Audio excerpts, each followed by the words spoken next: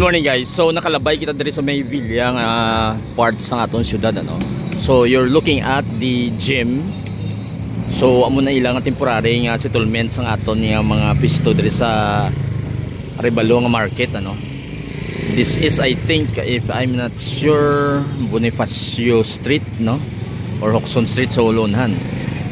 So amo na siyang sitwasyon nila dira subong. And to my left is the ongoing construction sang ilang public market. So makadto kita diri anay kay kisa lang kita kalabay diri sa Arevalo no. So i-check nato nang iyang progress. So makita ninyo nga daw amo-amo lang siya kadako sang Mandurriao nga market ano. So amo nang itsura niya, puti ang iyang pintura sa sagwa. Ang mga railing sa babaw baluster type no. May nakita ako diri nga tarp. So i-check naton kung may-ari diri lang daw costing bala sang ilang project yan eh. So malakat lang kita kadali. So medyo sani na subong kay wala na kita bagyo for a week siguro. So check lang naton di kay may tarp diri sila guys. Nga may perspective ano.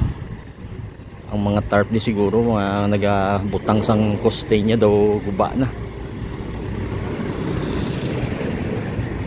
So diri gani miyari man diri nga tarp pero daw hindi nakita no, hindi na mabasahan. So sulunhan na check lang nato nang maski ng perspective na lang na makita naton tani. So daw medyo daw art deco mga style ano based sa ilang design.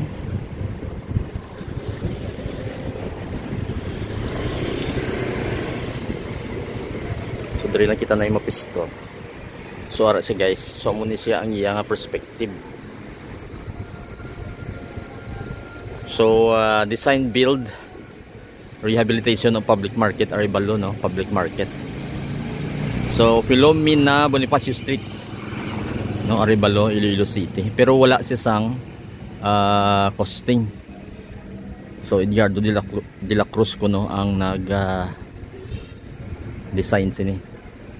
So looking sa second floor nila, so doon siguro may mga offices dira kay may mga aircon units nga naka-layout. And then somewhat daw wala gani activity diri subong basi suspended ang construction sini at the moment, or I'm not sure basi sa sulod may ara nga construction. May mga roll up kita nga nakita sa Mindalom. So kung i-zoom naton guys, ara siya may mga roll up, roll down yung mga doors no para sa mga gapisto. Amo na siyang itsura diri. Try ko maliso diri sa may wala ko.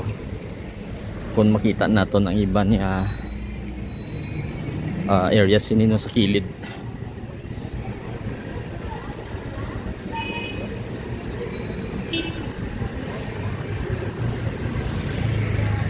So do may gamay din nga street sa kilid sang market.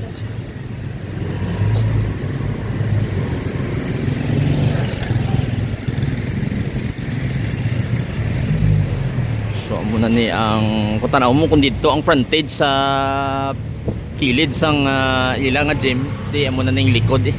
So muna ning itsura niya. So do may mga accent siya actually. Do green. So muna din nakabutang daw wala siya sang daw do halos do canopy type man pero do hindi sa para sang design sang Central Market nato ano. Malapitan nato kay may mga roll up man diri. Try na ito maglibot kung may alagyan pa rin no? Basically ang interior niya gani daw kita ko daw may mga suga na. So kung tanaw nyo guys may ara no. So and then ang close up sa mga roll ups nato yung mga pisto diri. Wala man ganit takabalo sang timeline kay kisa lang takakadto diri sa Arevalo no. Pero sige lang libot ta lang kamo diri. Though wala di sang other street or basi nakasirado siya no. Pero amo na ning do likod nga part. Medya sak drugstore gali di guys. Do paras man sa may Mandurriao kog Saro na miyara gali diri. So may parking siya siguro kay may ramp diri. So amo ning ilang nga design diri. And then siguro may exit man sa other side, wala ta kabalo ko din ang exit sini. Kaya wala nato makita ang iyang architectural design no. Try nato mangita sa internet kon may ara kita makita na. So currently may mga gobra gali diri. Kay kun sa dito tanga side kay na daw wala naton sa may makita nga mga tao gobra bala. Pero diri may ara gali. Ang ilang nga mga railings sa second floor mga baluster types. Kag dayon na ang may mga air vent sila diri. Kag probably base may mga offices sa babaw. So amo na siya. Amo na siya ang baluster nila nga type no sa second floor. So amo na siya. And then ang ilang mga roll up roll down yung mga door no para sa mga pisto ari man dire. So wala kita view dito sa may frontage kay tungod kay gatupad siya sa may gym nila no. Kay ang gym amo tong silinaton nga gin temporary nga settlement sa ilang mga vendors no. Try naton i-zoom dito sa sulod. So muna sa interior ya guys. Actually may pintura na sa sulod. So ang sagwa kaga ang sulod sining na matamat na pintura no. So muna siya. Nakita niyo may suga na gani, may matamat ato nga masuga.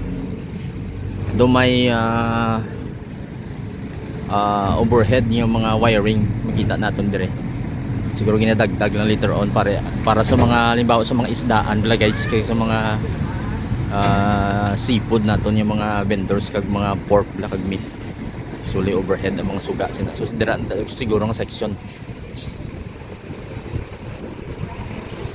So mula na guys quick lang ning aton nya review diri sa aton nya Rebalo Market no sa mga gapamangkot bla kun ano nang natabo diri at least na nakalabay kita kay kisa lang kita kaagi diri sa Rebalo. So try lang natin i-update kung mahuman siya in the future para may gamay kitang update diri. Nakita ko gali nga hagdan diri guys. May si hagdan para sa second floor. So makita niyo dira may hagdan. So may na. Siguro may mga sections kung may mga offices sa second floor ano. So in our future updates no mabalik lang kita dire para may makita ka bong progress report sang aton ding Rebalo Market. Till the next video guys. Thank you for watching.